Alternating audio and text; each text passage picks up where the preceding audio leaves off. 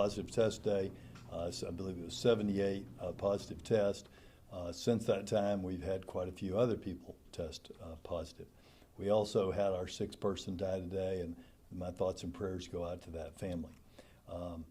You will be hearing shortly, I guess you'll be hearing right now, that we do have a COVID spread through our jail. We've had 4 more inmates who became feverish, who were in the same pod with the inmate that tested positive earlier today. And those 4 individuals have tested positive. We have other people in the testing process. So let me take a moment to talk to the families of people in our jails, all right? The people in our jails are kept in pods. They're separated from other people.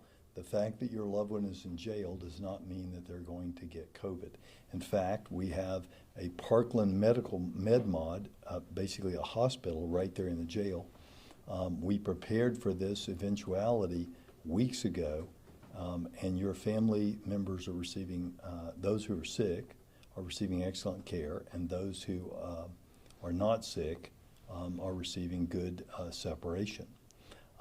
If we have more people that are sick in the jail, and that is a distinct possibility that we'll know by in the morning, then it's quite possible that we will open our contingency plan, which we put into place and had approved by the Texas Jail Standards Department 8 or 9 days ago, to open a 114-bed unit that's already fully ready on top of the George Allen Courthouse. This is a jail that was decommissioned last year. We're in a delicate balancing act every day, trying to protect your civil liberties and your civil rights, while also trying to keep as many of you safe as we can.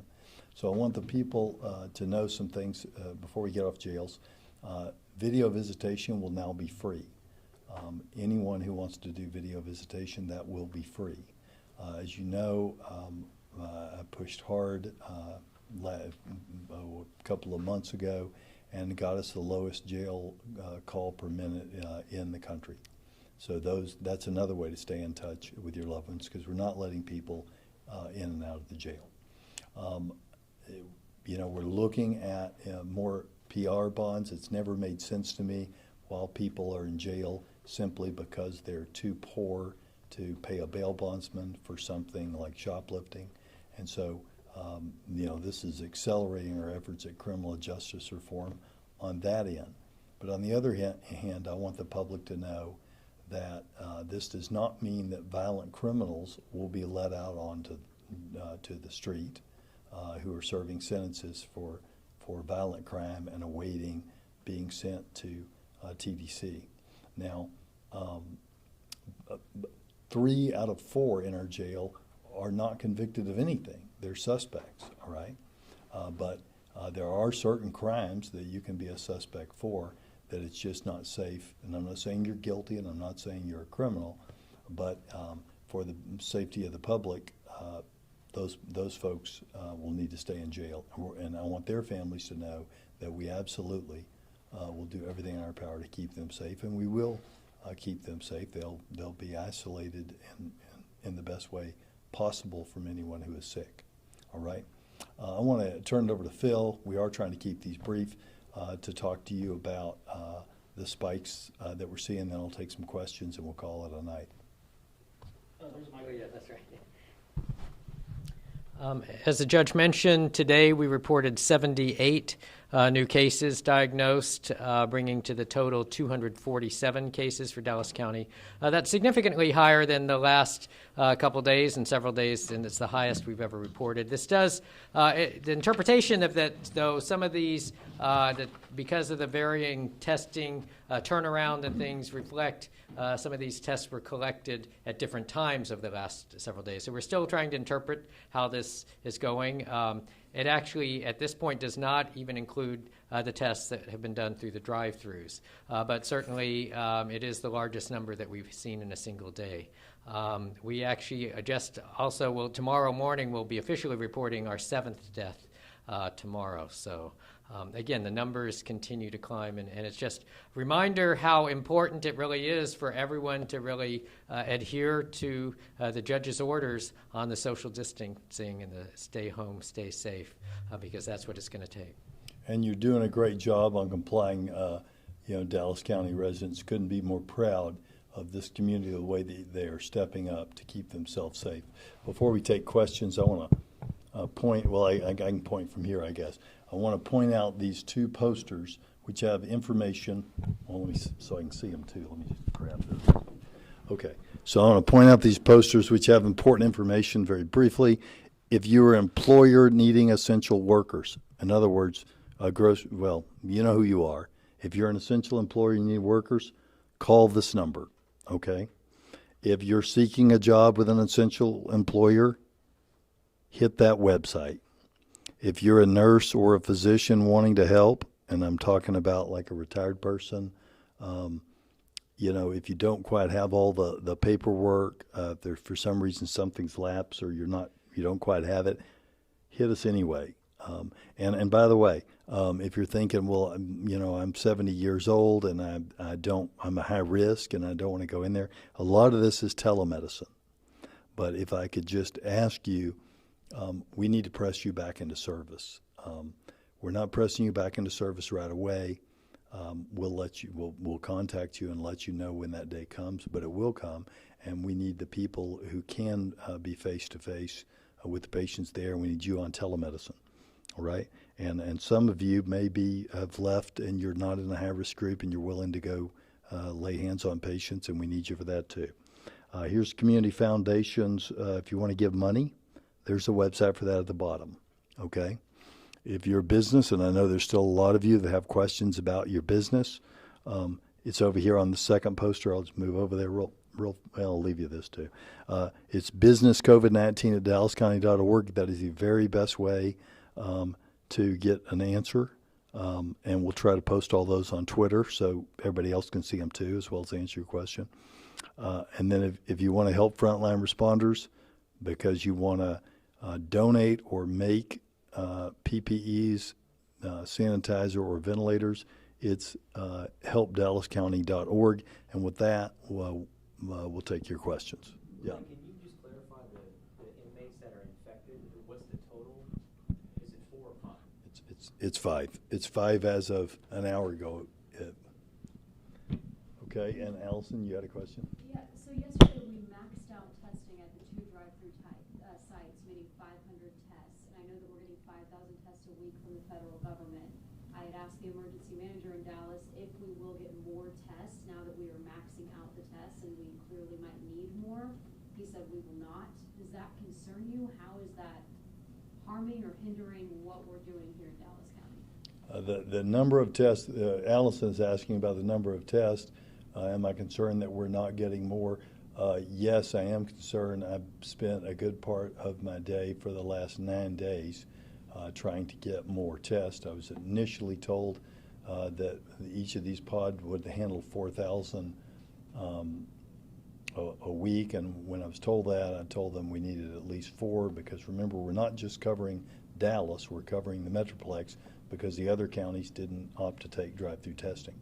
So we are at a place now where they told us we'd have 4,000. I asked for a 16,000 capacity, and now they're telling us that they've already told us we get 2 pods. Now they're telling us that our testing will stay capped at 250. So what that means is, when you do the math on that, we're not even getting to 4,000 for both those pods, much less 4,000 for 4 pods. Very frustrating, and that's what we needed a week ago. If the feds could get the testing down here and get it tested faster, and I'm not blaming anybody. I mean, whatever's going on is above my pay grade there, but we probably need 10 of these things now at 4,000, and we're stuck with 2 at whatever that number comes up to, about 2,000 or less than 2,000. So if other counties said that they would take drive-through testing sites, Wouldn't matter. At this point, the labs are so overrun and the tests are so scarce, that I don't think it would matter. Judge, Yeah. for the nurses and physicians that you're asking to step forward that have since retired, how is that logistically going to work? I know you said some will be face-to-face, some will be via teleconference. And at what point does it have to get so bad that you actually do start to deploy them into various hospitals? Are we there yet? How is that logistically going to work? Well, I'm not a military commander, and they didn't enlist, so I'm not going to force people against their will to join the workforce or go into a hospital. But as things get further along in the bed shortage and the problems at the hospital, then more will be asked. And these are healthcare heroes. I mean, there will be people. If I have every belief that if a healthcare hero can stand up and help, they will stand up and help. Judge, Right. Judge, are the inmates that are getting booked out of jail being tested before they go out back into the community? It's not a free well, they're not going back out into the community. They're being placed into these people are sick. They're being placed into medical care. Some of that care is in the jail. Right, but if an inmate, it's their time to walk out of jail. Oh, I and see say, what you're yeah, saying. So I have COVID and my sentence is up and it's time to go home. Is that what you're asking? Yeah. I see. Okay. So the question was, what about an inmate whose time is up and they have COVID? So they would be transported to a safe isolation space. If they were, for instance, homeless, we would find some space for them.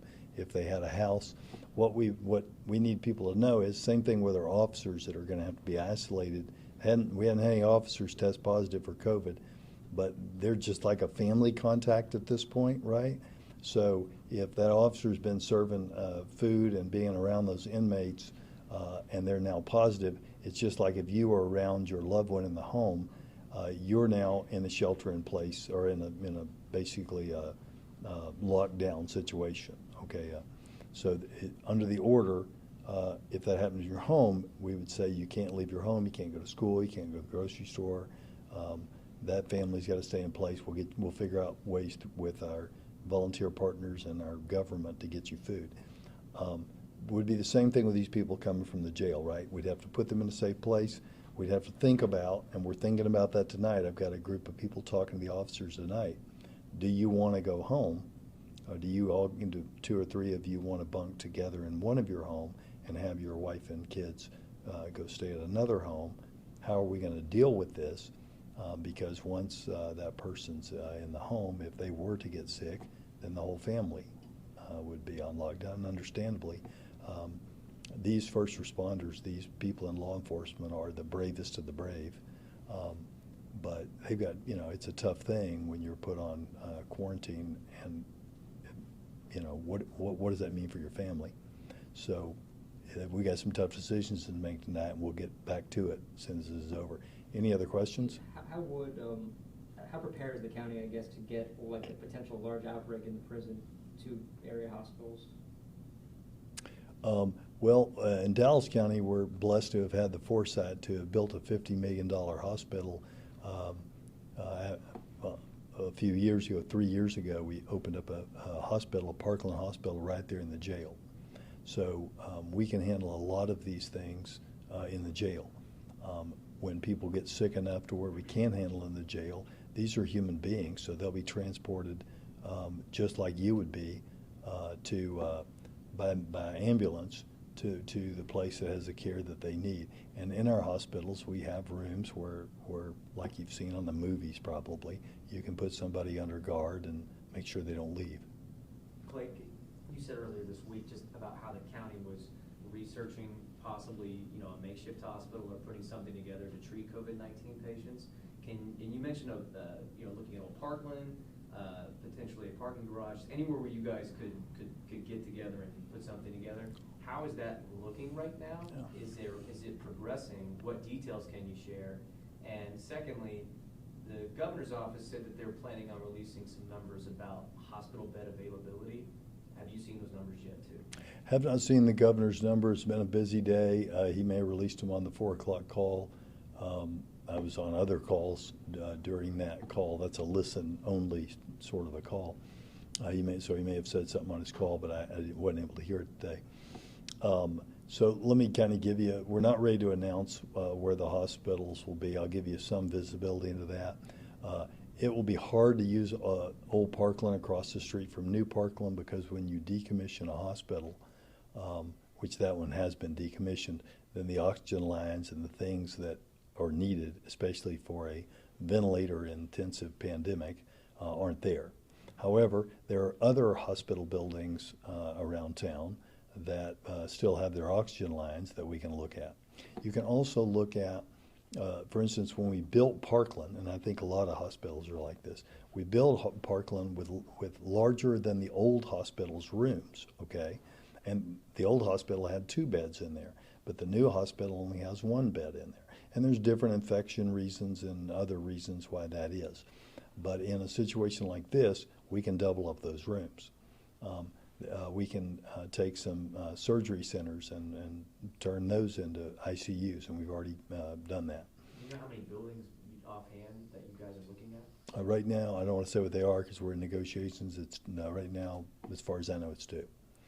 And I don't know if anybody can, I don't know if they can hear the questions or not. So that was a question about hospitals and availability. Yeah. I wanted to ask, the biggest age group we're seeing testing at American Airlines Center is 30 to 39. Largest age group at the field house is 18 to 29, which is a little bit different when we've been hearing younger people are likely asymptomatic. This is going to affect more older people. Is there anything to be said about that? You know, not really. We've opened up the testing so everyone with those symptoms can get tested. Remember, if it doesn't mean that your 20-year-old is somehow invincible of this. It means that if you're basically, the long and the short of it is, if your 20-year-old gets pneumonia and their lungs fill with fluid and they're ventilated, there's a very good chance your 20-year-old will live. If your 80-year-old mom gets it, it's a much harder disease with a more more mortality, more death rate there. So that's basically the difference. I want to be respectful of everybody's time. We've been at this about 15 minutes. I'll just close by saying, these are tough days, and they're going to get tougher.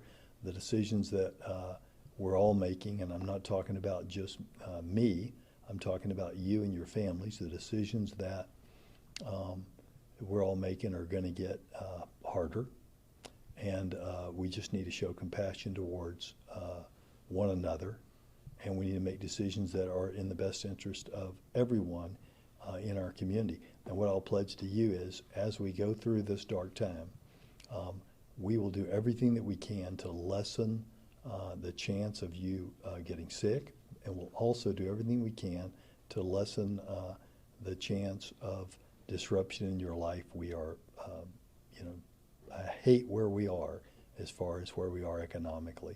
I hate where we are as far as where what this is doing to your families. But we will do everything that we can and keep working with our federal partners. We've got members of Congress from both parties calling me all the time. I know they're working very hard to get you those financial relief that you deserve and that we all need. And with that, just stay strong, stay safe, stay at home. God bless y'all.